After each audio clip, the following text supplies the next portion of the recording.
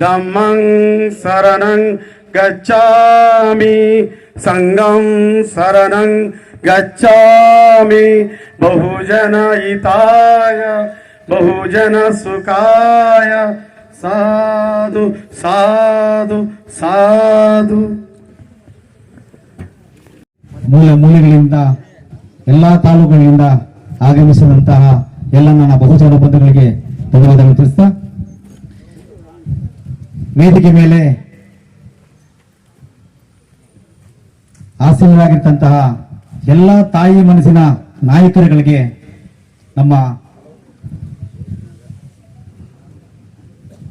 ಅಂಬೇಡ್ಕರ್ ಯುವ ಸಂಘದ ಪರವಾಗಿ ನಮ್ಮೆಲ್ಲರ ಪರವಾಗಿ ಅವರಿಗೆ ಹೃತ್ಪೂರ್ವಕವಾದ ಅಭಿನಂದನೆಯನ್ನು ತಿಳಿಸ್ತಾ, ಬಂಧುಗಳೇ, ಏನು ಈ ಕಾರ್ಯಕ್ರಮ ಮಾಡಬೇಕು ಅಂತ ಸುಮಾರು ಒಂದು 15 ದಿವಸದಿಂದ ನಾವು ಆಯೋಜನೆ ಮಾಡಿ ಅಂಬೇಡ್ಕರ್ ಸಂಘದ ಎಲ್ಲ ಪದಾಧಿಕಾರಿಗಳು ಎಲ್ಲ ನಮ್ಮ ಊರಿನ ಎಲ್ಲ ಗ್ರಾಮಸ್ಥರು ಸೇರಿ ಮಾತಾಡಿ ಈ ಕಾರ್ಯಕ್ರಮ ಆಯೋಜನೆ ಮಾಡಿದ್ದು. ಸೊ ಈ ಕಾರ್ಯಕ್ರಮಕ್ಕೆ ಮೂಲ ಕಾರಣ, ಇದೇ ಬಸ್ ಸ್ಟ್ಯಾಂಡ್ ಅಲ್ಲಿ ಯಾವುದೇ ದೇವಸ್ಥಾನ ಆಗ್ಬೋದು, ಯಾವುದೇ ಬಸ್ ಸ್ಟ್ಯಾಂಡ್ ಆಗ್ಬೋದು, ಯಾವುದೇ ಒಂದು ಇಲ್ಲಿ ನಿರ್ಮಾಣ ಆಗಿರಲಿಲ್ಲ. ಅದಕ್ಕೆ ಮುಂಚೆನೆ ನಮ್ಮ ಅಂಬೇಡ್ಕರ್ ಯುವ ಸಂಘ ಹಳಬರು, ನಮ್ಮ ಪಿಚ್ಚಳ್ಳಿ ಶಿವಣ್ಣ ಆಗ್ಬೋದು, ಗೋವಿಂದಣ್ಣ ಆಗ್ಬೋದು, ಮತ್ತೆ ಸುಮಾರು ಜನ ನಮ್ಮ ಪಿಚ್ಚಳ್ಳಿ ಯುವಕರ ಸಂಘದ ಆಗಿನ ಯುವಕರ ಸಂಘದವರು ಅಲ್ಲಿ ಅಂಬೇಡ್ಕರ್ ಬೋರ್ಡ್ ನ ಸ್ಥಾಪನೆ ಮಾಡಿದ್ರು. ಇದು ಸುಮಾರು 2002 ಮುಂಚೆನೆ ಇತ್ತು ಅಲ್ಲಿ ಅಂಬೇಡ್ಕರ್ ಬೋರ್ಡ್.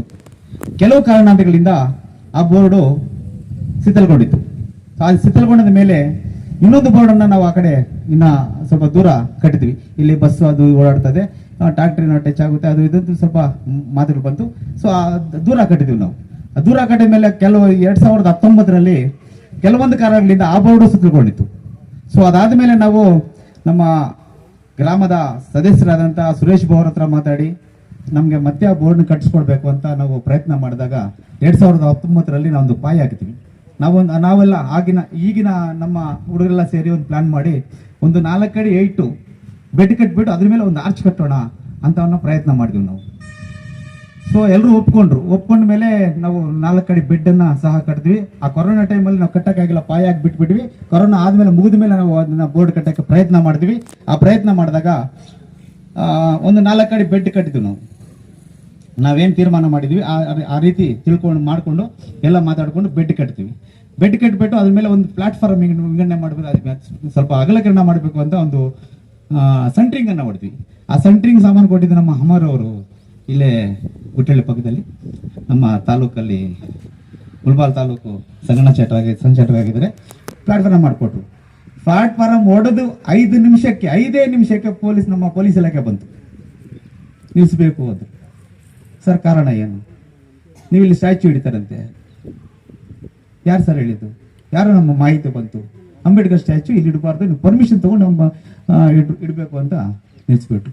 ಅದೇ ಸಮಯಕ್ಕೆ ನಮ್ಮ PW ಅವರು ಬಂದ್ಬಿಟ್ರು, ಇಂಜಿನಿಯರ್ ಬಂದ್ಬಿಟ್ರು, ಇನ್ನೊಬ್ರು ಎಲ್ಲರೂ ಬಂದ್ಬಿಟ್ಟು ಅಧಿಕಾರಿಗಳೆಲ್ಲ ಬಂದ್ಬಿಟ್ಟು ಬಿಲ್ಕುಲ್ ನೀವು ಪರ್ಮಿಷನ್ ತಗೊಂಡೇ ಕಟ್ಟಬೇಕು ಅಂತ ಕೂತ್ಕೊಂಡು ನಾವು ಅಲ್ಲಿ ಮಣ್ಣೆ ತಗೋಬಿಟ್ಟಿಲ್ಲ, ಕಲ್ಲೆ ತಗೋಬಿಟ್ಟಿಲ್ಲ. ಸೊ ಅದಾದ್ಮೇಲೆ ನಾವು ಹಂಗೆ ಎಲ್ಲರ ಹತ್ರ PW ಹತ್ರ ಲೆಟರ್ ಕೊಟ್ವಿ, ಇಂಜಿನಿಯರ್ ಹತ್ರ ಲೆಟರ್ ಕೊಟ್ವಿ, DC ಅವ್ರ ಹತ್ರ ಲೆಟರ್ ಕೊಟ್ಟಿದ್ದೀವಿ, ಎಲ್ಲ ಅಧಿಕಾರಿಗಳು ನಾವು ಲೆಟರ್ ಕೊಟ್ವಿ. ನಮ್ಗೆ ಯಾವುದೇ ಮಾಹಿತಿ ಸಿಕ್ಕಿಲ್ಲ. ಸೊ ಅದಾದ್ಮೇಲೆ ನಮ್ಮ ರಾಜ್ಯ ಸರ್ಕಾರ ಸಂವಿಧಾನ ಜಾಗೃತಿ ಜಾಥಾ ಅಂತ ಒಂದು ಕಾರ್ಯಕ್ರಮನ ಪ್ರಾರಂಭ ಮಾಡ್ತು. ಜನರಲ್ಲಿ ಜಾಗೃತಿ ಮೂಡಿಸಬೇಕು ಅಂತ. ಸಂವಿಧಾನ ಅಂದ್ರೆ ಏನು, ಸಂವಿಧಾನ ಬಗ್ಗೆ ನಾವು ಏನೇನು ಪಡ್ಕೊಳ್ತಾ ಇದ್ದೀವಿ, ಈ ಸಂವಿಧಾನದಲ್ಲಿ ಯಾರ್ಯಾರು ಬದುಕ್ತಾ ಇದ್ದಾರೆ ಅಂತ ಸಂವಿಧಾನ ಜಾಗೃತಿ ಜಾಥಾ ಅನ್ನೋ ಕಾರ್ಯಕ್ರಮ ಪ್ರಾರಂಭ ಮಾಡಿದ್ರು. ನಾನೊಬ್ಬ ಕಲಾವಿದನಾಗಿ ಕಾರಣ ನಮ್ಮ ಈ ಗ್ರಾಮದ ಹೆಸರಾಂತ ಗಾಯಕರಾದಂತಹ ಜಾನಪದ ಅಕಾಡೆಮಿ ಅಧ್ಯಕ್ಷರಾದಂತಹ ಅಣ್ಣ ಪಿಚ್ಚಳ್ಳಿ ಶಿವಣ್ಣನವರ ಮಾರ್ಗ, ಅವರ ಆದರ್ಶಗಳನ್ನು ತಗೊಂಡೆ ನಾವು ಗಾಯಕರಾಗಿದ್ವಿ. ಸೊ ಹಾಗಾಗಿ ಆ ಜಾಥಾದಲ್ಲಿ ನಾನು ಭಾಗವಹಿಸಿದ್ದೆ. ಈ ಜಿಲ್ಲೆಯಲ್ಲಿ ಪ್ರತಿಯೊಂದು ಊರಿಗೂ, ಪ್ರತಿಯೊಂದು ಹಳ್ಳಿಗೂ, ಪ್ರತಿಯೊಂದು ತಾಲೂಕು ನಾನು ಹೋಗಿ ಕಾರ್ಯಕ್ರಮವನ್ನು ಕೊಟ್ಟೆ. ಆ ಕಾರ್ಯಕ್ರಮ ಸಂದರ್ಭದಲ್ಲಿ ನಾನು ಪ್ರತಿಯೊಂದರಲ್ಲೂ ಗಮನಿಸಿದೆ. ಎಲ್ಲಿ ನೋಡಿದ್ರು ಬಾಬಾ ಸಾಹೇಬ್ ಅಂಬೇಡ್ಕರ್ ಅವರ ಸ್ಟ್ಯಾಚ್ಯೂಗಳಿದ್ದಾವೆ, ಬೋರ್ಡ್ಗಳಿದ್ದಾವೆ, ಸೊ ನಾವು ಫಲಕಗಳಿದ್ದಾವೆ. ಆಗ ನಾನು ಒಂದು ಆಲೋಚನೆ ಮಾಡಿ ಸಂವಿಧಾನ ಬುಕ್ಕನ್ನು ಇಲ್ಲಿ ಕಟ್ಟಿದ್ರೆ ಹೆಂಗಿರುತ್ತೆ ಅಂತ ಆಲೋಚನೆ ಮಾಡಿ ಆ ಆಲೋಚನೆಯೇ, ಆ ಸಂವಿಧಾನ ಜಾಗೃತಿ ಜಾಥಾ ಆಲೋಚನೆಯೇ ಈ ಒಂದು ನಮ್ಮ ಬಂಗಾರಪೇಟೆ ತಾಲೂಕು, ನಮ್ಮ ಕೆಆರ್ ತಾಲೂಕು ಶಾಸಕರಾದಂತಹ ಡಾಕ್ಟರ್ ರೂಪಕಲಾ ಶ್ರೀಧರ್ ಮೇಡಮ್ ಅವರಿಗೆ ನಮ್ಮ ಅಂಬೇಡ್ಕರ್ ಸಂಘದ ಯುವಕರೆಲ್ಲ ಹೋಗಿ ಒಂದು ಮನವಿಯನ್ನು ಕೊಟ್ವಿ. ಮೇಡಮ್, ನಾವು ಈ ಥರ ಬೋರ್ಡ್ ಕಟ್ತಾ ಇದ್ದೀವಿ, ಇದರ ನಮಗೆ ಅನಾನುಕೂಲವಾಗಿದೆ, ನಮಗೆ ಅನುಕೂಲ ಮಾಡಿಕೊಟ್ಟು ಒಂದು ಪರ್ಮಿಷನ್ ಕೊಡಬೇಕು ಅಂತ ಮೇಡಮ್ ಹತ್ರ ಮನವಿ ಮಾಡಿದ್ವಿ. ಮೇಡಮ್ನ ಇಂಪ್ರೆಸ್ ಮಾಡಿದೆ ನಾನು. ಅದರಲ್ಲೂ ಒಂದು ನಮ್ಮ ಸ್ವಾರ್ಥ ಇದೆ. ಒಂದು ಮೇಡಮ್ನವ್ರನ್ನ ಇಂಪ್ರೆಸ್ ಮಾಡಿದೆ. ಅವ್ರ ಬಗ್ಗೆ ಒಂದು ಹಾಡು ಬರೆದು ಹಾಡು ಹೇಳಿದೆ ಅವರ ಬರ್ತ್ಡೇನಲ್ಲಿ. ಇಂಪ್ರೆಸ್ ಮಾಡೋಕ್ಕೆ ನನಗೆ ಬೇರೆ ಇಂಪ್ಲೆನ್ಸ್ ಇಲ್ಲ, ನನಗೆ ಬೇರೆ ಯಾರು ಇಂಪ್ಲೆಸ್ ಮಾಡೋರು ಇಲ್ಲ. ಅವ್ರ ಬಗ್ಗೆ ಹಾಡು ಬರೆದು ಹಾಡು ಹೇಳಿ ಅವ್ರನ್ನ ಇಂಪ್ರೆಸ್ ಮಾಡಿ ಈ ಒಂದು ಪರ್ಮಿಷನ್ ತಗೊಳ್ಳೋಕ್ಕೆ ನನಗೆ ಅನುಕೂಲ ಆಯ್ತು. ಆ ಹಾಡೇ ನನಗೆ ಅನುಕೂಲ ಮಾಡಿಕೊಟ್ಟಿದ್ದು. ಇದು ನಾನು ಗೌರವದಿಂದ ಹೇಳ್ಕೊಳ್ತೀನಿ. ಸೊ ಆಮೇಲೆ ಮೇಡಮ್ನವರು ತಹಸೀಲ್ದಾರ್ ಮೇಡಮ್ ಹೇಳಿದ್ರು. ತಹಸೀಲ್ದಾರ್ ಮೇಡಮ್ ರೆವಿನ್ಯೂ ಡಿಪಾರ್ಟ್ಮೆಂಟ್ಗೆ, ಪಂಚಾಯತಿಯವರಿಗೆ, ನಮ್ಮ ಅಧ್ಯಕ್ಷರಾಗ್ಬೋದು, ಈಗಿನ ಅಧ್ಯಕ್ಷರಾಗ್ಬೋದು, ಮಾಜಿ ಅಧ್ಯಕ್ಷರಾಗ್ಬೋದು, ಗ್ರಾಮ ಪಂಚಾಯತಿ ಎಲ್ಲ ಸದಸ್ಯರಾಗ್ಬೋದು, ನಮ್ಮ ಊರಿನ ಎಲ್ಲ ಅಂಬೇಡ್ಕರ್ ಸಂಘದ ಎಲ್ಲ ಮುಖಂಡರಾಗ್ಬೋದು, ಎಲ್ಲ ನಾಯಕರಾಗ್ಬೋದು, ಎಲ್ಲರೂ ಸಹ ಪ್ರತ್ಯಕ್ಷವಾಗಿ ಪರೋಕ್ಷವಾಗಿ ನಮ್ಗೆಲ್ಲರೂ ಎಲ್ಲ ರೀತಿಯಲ್ಲಿ ಸಹಕಾರ ಕೊಟ್ಟು ಈ ಒಂದು ಸಂವಿಧಾನ ಪೀಠಿಕೆ ಅನಾವರಣಕ್ಕೆ ಎಲ್ಲರೂ ಸಹ ಸಾಥ್ ಕೊಟ್ಟಿದ್ದಾರೆ. ಅವರಿಗೆಲ್ಲರಿಗೆ ನನ್ನ ತುಂಬ ಹೃದಯದ ಧನ್ಯವಾದಗಳನ್ನು ತಿಳಿಸ್ತಾ ಈ ಒಂದು ಪ್ರಾಸ್ತಾವಿಕ ನುಡಿಯನ್ನ ಇನ್ನ ಮಾತಾಡೋದಿತ್ತು. ಸೊ ಗಣ್ಯರನ್ನು ಕೂತ್ಕೊಂಡು ನಾನು ಮಾತಾಡೋಕ್ಕೆ ಇಷ್ಟ ಇಲ್ಲ. ಇದು ನನ್ನ ಪ್ರಾಸ್ತಾವಿಕ ನುಡಿಯನ್ನು ಹೇಳ್ತು ಮುಗಿಸ್ತಾ ಎಲ್ರಿಗೂ ಜೈ ಭೀಮ್. ಈ ಕೋಲಾರ ಜಿಲ್ಲೆಯ ಶಕ್ತಿ ನಿಜವಾಗ್ಲೂ ಅವರ ಚಿಂತನೆಗಳ ಮೂಲಕ ಅನೇಕ ರೀತಿಯ ಅರಿವಿನ ಕಾರ್ಯಕ್ರಮಗಳನ್ನ ಕೊಟ್ಟು ನಮ್ಮ ಯುವ ಪೀಳಿಗೆಗೆ ಮಾರ್ಗದರ್ಶನ ನೀಡ್ತಾ ಇದ್ದಾರೆ. ರಾಮಯ್ಯನವರು ನನ್ನ ಗುರುಗಳು ಹೌದು. ಹಾಗೂ ಜಾನಪದ ಅಕಾಡೆಮಿಯ ಅಧ್ಯಕ್ಷರು, ಮಾಜಿ ಅಧ್ಯಕ್ಷರಾಗಿರುವಂತಹ ಪಿಚ್ಚಳ್ಳಿ ಶ್ರೀನಿವಾಸ್ ಸರ್ ಅವರು, ಹಾಗೂ ಇಲ್ಲಿ ನೆರೆದಿರುವಂತಹ ಎಲ್ಲ ಗಣ್ಯರಿಗೂ, ಎಲ್ಲ ಸಂಘ ಸಂಸ್ಥೆಯ ಸದಸ್ಯರಿಗೂ ಹಾಗೂ ಪತ್ರಿಕಾ ಮಿತ್ರರಿಗೂ ಎಲ್ಲರಿಗೂ ಸಹ ಸಮಾನ ಮನಸ್ಸಿನ ಸ್ಥಿತಿಯಲ್ಲಿ ಸೇರಿರುವಂತಹ ಇಲ್ಲಿ ಎಲ್ಲರಿಗೂ ಸಹ ವಂದಿಸುತ್ತಾ ನನ್ನ ಅರಿವಿನ ಗುರು ಡಾಕ್ಟರ್ BR ಅಂಬೇಡ್ಕರ್ ಅವರ ಪಾದಗಳಿಗೆ ನನ್ನ ನಮಸ್ಸುಮಾಂಜಲಿಯನ್ನು ಅರ್ಪಿಸುತ್ತಾ, ನಾವು ಇಂದು ವಿಶೇಷವಾಗಿ ವಿಭಿನ್ನವಾಗಿ ವಿನೂತನವಾದ ರೀತಿಯಲ್ಲಿ ಸಂವಿಧಾನ ಪೀಠಿಕೆಯ ಒಂದು ಪುಸ್ತಕದ ಮಾದರಿಯ ಫಲಕದ ಅನಾವರಣ ಕಾರ್ಯಕ್ರಮಕ್ಕೆ ನಾವಿಲ್ಲಿ ಪಾಲ್ಗೊಂಡಿದ್ದೇವೆ. ನಿಜವಾಗ್ಲೂ ಸಂವಿಧಾನದ ಬಗ್ಗೆ ನಮ್ಮ ಗಣ ಸರ್ಕಾರ, ಸಮಾಜ ಕಲ್ಯಾಣ ಇಲಾಖೆ ಅನೇಕ ರೀತಿಯಲ್ಲಿ ಕಳೆದ 2-3 ವರ್ಷಗಳಿಂದ ಅರಿವನ್ನು ಮೂಡಿಸ್ತಾ ಬಂದಿದೆ. ಸಂವಿಧಾನ ಒಂದು ಬೃಹತ್ತಾದಂತಹ ಲಿಖಿತ ರೂಪದಲ್ಲಿರುವಂತಹ ಜೀವಂತ ದಾಖಲೆ. ನಮ್ಮ ಸಂವಿಧಾನ ಅಂತೂ ಮಾದರಿಯಾದಂಥ ಮತ್ತು ಶ್ರೇಷ್ಠವಾದಂತಹ ಸಂವಿಧಾನ. ಅದರ ರಚನೆ ಮತ್ತು ಸಂವಿಧಾನದ ಪೀಠಿಕೆಯಲ್ಲಿ ನಿಜವಾಗಲೂ ಸ್ವತಂತ್ರ, ಭ್ರಾತೃತ್ವ, ನ್ಯಾಯ, ಸಮಾನತೆಗೆ ಈ 4 ಆಧಾರ ಸ್ತಂಭಗಳು ಗರ್ಜಿಸುವಂತಹ ರಚನೆ ಮಾಡಿರುವುದು ನಮ್ಮ ಡಾಕ್ಟರ್ BR ಅಂಬೇಡ್ಕರ ಮೇಧಾಶಕ್ತಿಗೆ ಉದಾಹರಣೆ ಅಂತ ಹೇಳಬಹುದು. ಇಂತಹ ಒಂದು ಸಂವಿಧಾನವನ್ನು ನಾವು ಯಾವ ರೀತಿಯಲ್ಲಿ ಉಳಿಸ್ಬೇಕು, ಬೆಳೆಸಬೇಕು, ಗೌರವಿಸ್ಬೇಕು ಅನ್ನೋದು ತುಂಬ ಇಂಪಾರ್ಟೆಂಟ್. ಯಾಕಂದರೆ ಸಂವಿಧಾನ ಕೇವಲ ಅಕ್ಷರಗಳ ಪುಸ್ತಕವಲ್ಲ, ಅದು ನಮ್ಮ ಭಾರತದ ಸಮಾಜದ ಸಾಂಸ್ಕೃತಿಕ ಒಂದು ವ್ಯಕ್ತಿತ್ವವಾಗಿದೆ.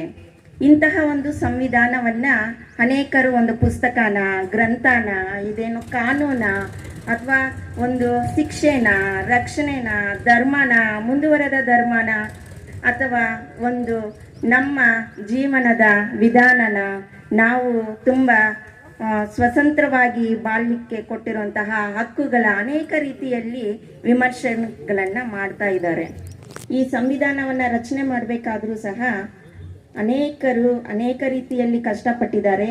ಅದರಲ್ಲಿ ಪ್ರಮುಖವಾಗಿ ನಮ್ಮ ಡಾಕ್ಟರ್ BR ಅಂಬೇಡ್ಕರ್ ಸುಮಾರು 2 ವರ್ಷ 11 ತಿಂಗಳು 18 ದಿನಗಳ ಕಾಲ ಏನು ಕಷ್ಟಪಟ್ಟರು, ಅವರು ಸುಮಾರು 50ಕ್ಕಿಂತ ಹೆಚ್ಚು ದೇಶಗಳ ಸಂವಿಧಾನದ ಬಗ್ಗೆ ಅಧ್ಯಯನವನ್ನು ನಡೆಸಿ ಶತಮಾನಗಳಿಂದ ಭಾರತದಲ್ಲಿ ಆಳವಾಗಿ ಬೇರೂರಿದ್ದಂತಹ ಒಂದು ಅನ್ಯಾಯ, ಅಸ್ಪೃಶ್ಯತೆ, ಶೋಷಣೆ, ದೌರ್ಜನ್ಯ, ಮೂಢನಂಬಿಕೆ, ಮೌಢ್ಯತೆ ಒಂದು ಗೊಡ್ಡು ಸಂಪ್ರದಾಯಗಳನ್ನ ಕಿತ್ತು ಹೊಗೆದು ಬಿಸಾಕಿ ನವ ಸಮಾಜ, ಸಮ ಸಮಾಜ, ನವಭಾರತ, ಪ್ರಜಾಪ್ರಭುತ್ವದ ಆಳ್ವಿಕೆಯನ್ನ ಏನು ಕೊಟ್ಟಿದ್ದಾರೆ ಅದನ್ನ ಉಳಿಸ್ಕೊಳ್ಳೋಂತಹ ಒಂದು ವಿಷಯ ನಮ್ಮೆಲ್ಲರ ಮುಂದಿದೆ.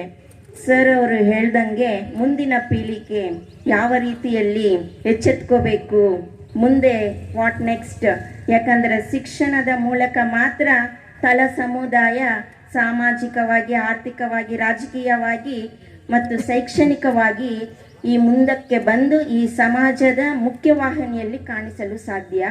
ಅಷ್ಟೊಂದು ಇಂಪಾರ್ಟೆನ್ಸ್ ಇರುವಂತಹ ಒಂದು ಕಾನ್ಸ್ಟಿಟ್ಯೂಷನ್, ಯಾಕಂದರೆ constitution is the supreme law of India.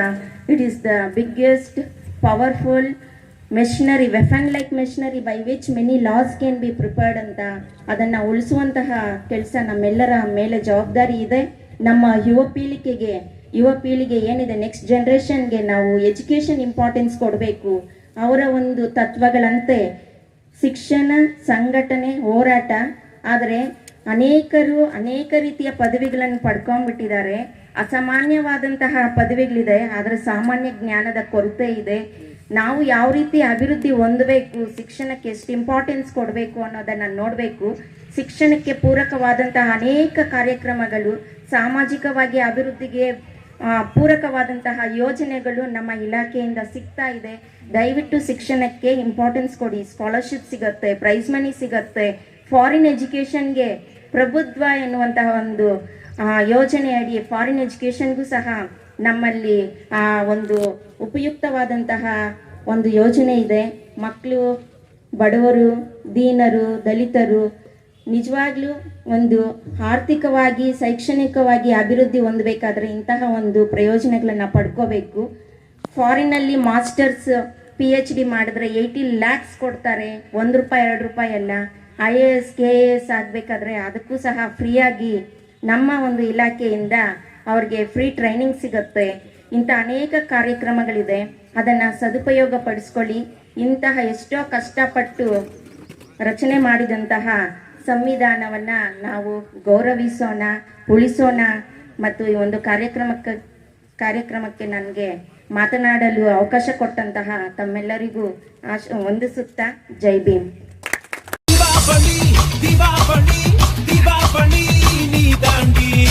ஆரம்பிக்கலாங்களா?